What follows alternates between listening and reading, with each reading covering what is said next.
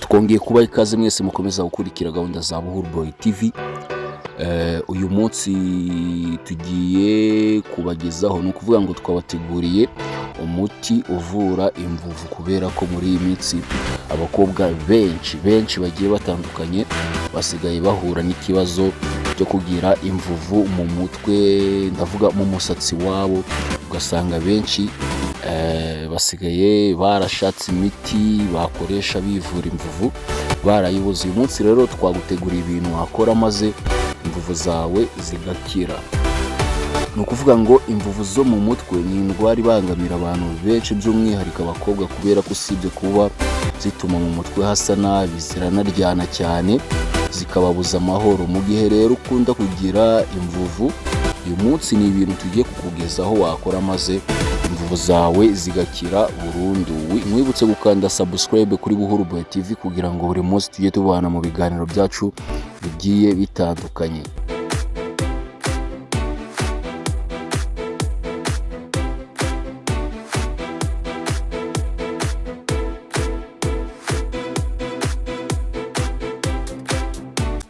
Ku bakobwa bakunze kurwara imvuvu zikabangiririza umusatsi, ubu ngubu ni uburyo wakoresha, ni uburyo twaguteguriye wakoresha maze ukivura imvuvu. Ibintu twaguteguriye uyu munsi ni ibyatangajwe na Sante Plus Meg, niyo yabitangaje.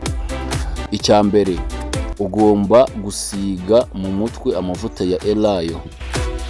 Mbere yo gukaraba mu mutwe, banza ufate amavuta ya elayo usige mu mutwe. Ibi bintu mbibutse ko ari ukuyasigamo mbere, ntago ari ukuyasigamo nyuma y'uko ukaraba. Hari abantu benshi bayasigamo nyuma bamaze gukaraba. Reka mbibutse ko ibi ngibi nabyo muba muri gukora amakosa. Amavuta ya elayo uzayasige mu mutwe usa nk'ukora massage yo mu mutwe. Noneho nurangiza uzayarekemo iminota 45 byibura, iminota 45. Nyuma y'iminota 45 nibwo uzabona gukaraba mu mutwe. Icya kabiri, ugomba gukaraba mu mutwe amazi arimo indimu cyangwa se vinegre. Vinegre ziboneka muri alimentation zigiye zitandukanye hano mu Rwanda, nuko na alimentation yatwishyuye kugira ngo tuyamamarize, ariko ndabizi neza uramutse ugiye muri alimentation ikwegereye ntago wabura vinegre. Noneho nurangiza uzafata indimu uyikamurire mu mazi cyangwa se ukoreshe vinegre nk'uko twamaze kubivuga haruguru. Uzafate nibura ibiyiko bitatu ubishyire mu mazi ugiye gukaraba. Nubishyira mu mazi ugiye gukaraba uzabishyire mu mazi ugiye gukaraba mu mutwe. Uzakaraba ayo mazi bisanzwe ukoresheje shampoo ya yindi isanzwe nyine abantu bakaraba mu mutwe murayizi. Noneho ujye ukarabamo byibura rimwe mu cyumweru. Gukaraba ibingibi tuvuze haruguru rimwe mu cyumweru byaba byiza cyane. Noneho ujye wirinda gusiga mu mutwe hagikonje. Ni ukuvuga ngo gusiga mu mutwe hagikonje amavuta, ibingibi bituma mu mutwe habamo umwanda. Gusiga amavuta mu mutwe hagikonje, ibingibi bituma mu mutwe hazamo umwanda. Jya ukoresha igisokozo cyawe wenyine. Ni ukuvuga ngo iki ngiki ni icya gatatu. Hari ubwo abantu barwara imvuvu kubera ko batizanya ibisokozo, ugasanga umwe azanduje undi binyuze mu gutizanya igisokozo.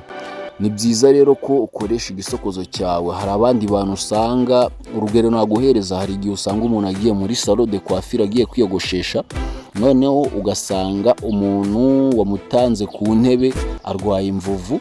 Igisokozo bakoresheje bamwogosha ugasanga nawe nicyo bakoresheje bagiye kumwogosha. Ibi ngibi nabyo ni amakosa. Ikintu cya kane ugomba kumenya, ugomba kwirinda kudefiriza ugashya. Iyo bakudefirije ugashya ahangaha, iyo bakudefirije ugashya mu mutwe, hari ubwo umubiri womoka nawo ukaba wabyitiranya n'imvuvu, kubera ko nabyo biraryana ndetse bikazana n'umwanda mu mutwe. Ikindi kintu cya gatanu ugomba kumenya, niba ushaka kwirinda imvuvu zawe zo mu mutwe, ugomba kwirinda ko bagusuka bakurura cyane. Hari abantu usanga basuka bagakurura cyane.